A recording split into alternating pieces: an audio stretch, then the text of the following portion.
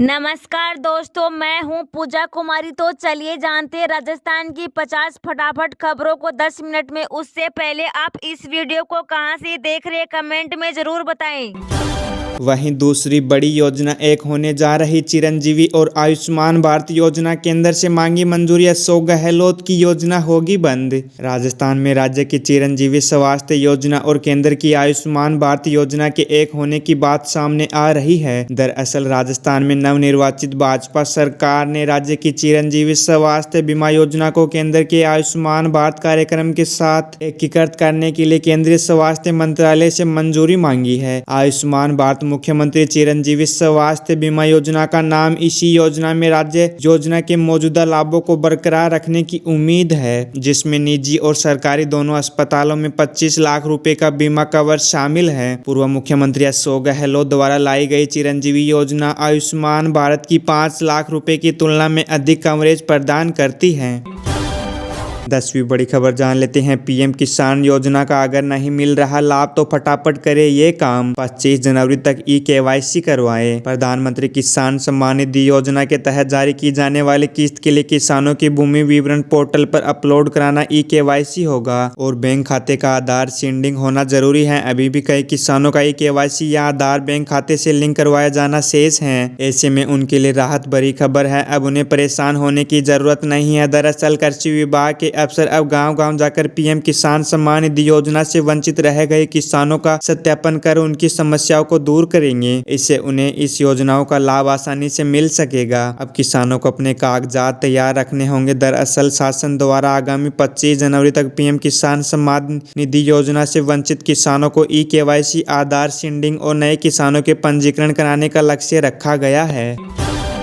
राजस्थान के सीकर पहुंचे मुख्यमंत्री भजनलाल शर्मा ने जनता का जताया आभार। उज्ज्वला लाभार्थी को दिया 450 रुपए में गैस सिलेंडर। जी हां, राजस्थान के मुख्यमंत्री भजनलाल शर्मा सीकर और नागौर के दौरे पर रहे। सीकर में मुख्यमंत्री ने खाटू श्याम जी, जीण माता और सांगलिया धोनी को याद करते हुए एक जनसभा को संबोधित किया और भाजपा को जीत दिलाने के लिए जनता को धन्यवाद दिया। इस दौरान भजनलाल शर्मा ने उज्ज्वला योजना के तहत दिए जाने वाले 450 रुपए के सिलेंडर का कार्ड भी लाभार्थियों को दिया। इस दौरान भजनलाल शर्मा ने कहा कि प्रधानमंत्री की योजना सभी को मिले, कोई इसे छूट न जाए, इसके लिए यात्रा चलाई जा रही है। साथ ही उन्हें सीकर को किसान और जवान की धरती बताया।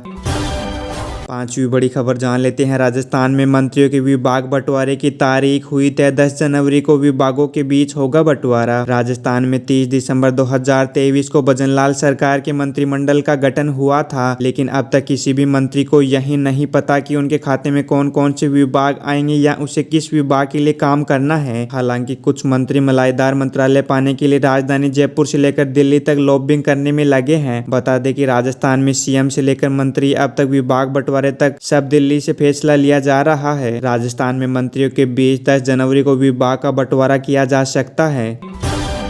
वहीं तीसरी बड़ी खबर जान लेते हैं। राजस्थान में बिगड़ा मौसम, घने कोहरे के बीच तापमान में गिरावट जारी। जाने नए साल के पहले हफ्ते कैसा रहेगा हाल। राजस्थान के मौसम में हुए बदलाव से कड़ाके की ठंड का दौर शुरू हो गया है। पिछले 24 घंटों में जयपुर, बीकानेर, अजमेर, भरतपुर, कोटा संभाग के कुछ भागों में घने से अति गहना कोहरा दर्ज किया गया है। कोहरे के प्रभाव से अधिकतम तापमान औसत 3 डिग्री से 8 डिग्री सेल्सियस नीचे दर्ज किया जा रहा है। सबसे कम अधिकतम तापमान पश्चिमी राजस्थान के गंगानगर में 11.5 डिग्री, जबकि पूर्वी राजस्थान कोटा में 14.4 डिग्री दर्ज किया गया है। इसी के साथ जयपुर, कोटा और बूंदी में घने कोहरे के चलते विजिबिलिटी कम हो गई है। मौसम विभाग ने आने वाले दिनों में तापमान में और गिरावट होने का अनुमान जताया। राज्य में मौसम विभाग के अनुसार आगामी 3-4 दिन और घना कोहरा व शीत दिन की परिस्थितियां जारी रहेगी। 8 जनवरी से एक नया पश्चिमी विक्षोभ सक्रिय होने की संभावना, जिसके बाद एक बार फिर मौसम में परिवर्तन होगा, लेकिन मौसम शुष्क बने रहने से तापमान में गिरावट दर्ज की जाएगी। चौथी बड़ी खबर जान लेते हैं। पीएम मोदी ने लक्षद्वीप को दी 1156 करोड़ रुपए की परियोजनाओं की सौगात, कहा जो दूर सुदूर के राज्य हैं। प्रधानमंत्री नरेंद्र मोदी कई विकास परियोजनाओं का उद्घाटन और शिलान्यास करने के लिए कावारती पहुंचे, जहां उन्होंने 1156 करोड़ रुपए की लागत से कई विकास परियोजनाओं का उद्घाटन और शिलान्यास किया। बता दें कि प्रधानमंत्री नरेंद्र मोदी 2 जनवरी से 2 दिनों के लिए तमिलनाडु, लक्षद्वीप और केरल के दौरे पर हैं। वहीं शिलान्यास कार्यक्रम में लोगों को संबोधित करते हुए पीएम मोदी ने कहा, आजादी के बाद दशकों तक केंद्र में जो सरकारें रही उनकी प्राथमिकता सिर्फ अपने राजनीतिक दल का विकास था। जो दूर सुदूर के राज्य हैं, जो बॉर्डर पर हैं या उसे समुद्र के बीच में हैं, उनकी तरफ ध्यान नहीं दिया जाता था। छठी बड़ी खबर जान लेते हैं। बीजेपी सरकार ने कर्मचारियों को दिया तोहफा, छठे पे कमीशन के तहत महंगाई भत्ता 9% बढ़ाए। 1 जुलाई 2023 से लागू हुई वर्दी। नए साल के मौके पर हरियाणा वासियों के लिए राहत भरी खबर। यहाँ मुख्यमंत्री मनोहर लाल खट्टर के नेतृत्व वाली सरकार ने छठे पे कमीशन के अधीन कर रहे कर्मचारियों को महंगाई भत्ता बढ़ाने का फैसला लिया है। प्रदेश में छठे पे कमीशन के तहत काम कर रहे कर्मचारियों, पेंशनरों के महंगाई भत्ते में 9% की बढ़ोतरी हुई है। अब छठे पे कमीशन के अधीन काम कर रहे कर्मचारियों का महंगाई भत्ता 221% से बढ़कर 230% हो गया है। बकाया एरियर संबंधित कर्मचारियों और पेंशनरों के खाते में जमा कराया जाएगा।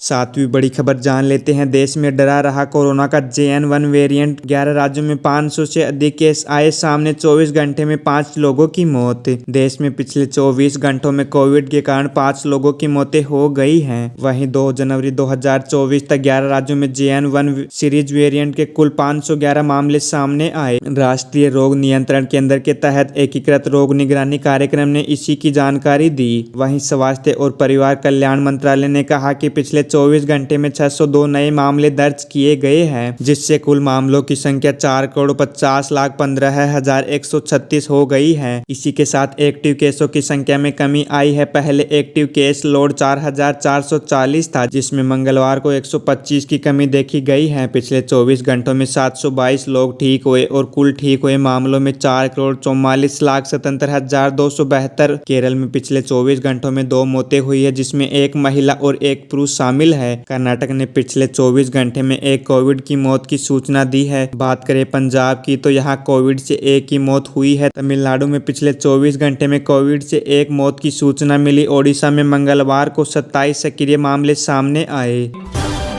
8वीं बड़ी खबर जान लेते हैं। जोधपुर आए योगी आदित्यनाथ ने रामलला के दर्शन के लिए जनता से किया ये वादा। 22 जनवरी को होंगे विराजमान। उत्तर प्रदेश के मुख्यमंत्री योगी आदित्यनाथ जोधपुर के दौरे पर रहे, जहां उन्होंने पालासनी गांव में 2 दिवसीय मारवाड़ राजगुरु मठ चिड़ियानाथ जी आसान पर धर्म सभा को संबोधित किया। इस दौरान केंद्रीय मंत्री गजेंद्र सिंह शेखावत, राजस्थान सरकार के कैबिनेट मंत्री जोगार राम पटेल और कई अन्य जनप्रतिनिधि, साधु संत मौजूद रहे। योगी आदित्यनाथ ने धर्म सभा को संबोधित करते हुए कहा कि सनातन धर्म सबसे बड़ा धर्म है, जिसे आज पूरा भारतवर्ष अनुभूति कर रहा। 22 जनवरी को प्रभु श्री राम अयोध्या में विराजमान होंगे। 9वीं बड़ी खबर जान लेते हैं। Sukhdev Singh Gogamedi murder case. राजस्थान हरियाणा में 31 जगह NIA के छापे। पिलानी से लॉरेंस बिश्नोई गैंग का कुर्गा गिरफ्तार। श्री राष्ट्रीय राजपूत करणी सेना के अध्यक्ष सुखदेव सिंह गोगामेडी की हत्या मामले की जांच राष्ट्रीय जांच एजेंसी ने तेज कर दी है। इसी मामले की छानबीन में बुधवार को राजस्थान और हरियाणा के 31 जगहों पर NIA ने छापेमारी की। इस दौरान झुंझुनू के पिलानी से NIA ने लॉरेंस बिश्नोई गैंग के एक बदमाश अशोक मेहवाल को गिरफ्तार किया। उसके पास से कई हथियार भी जब्त हुए हैं। अशोक मेघवाल गोगामेडी मर्डर केस का मुख्य संदिग्ध बताया जा रहा है। फिलहाल NIA टीम उससे पूछताछ कर रही है।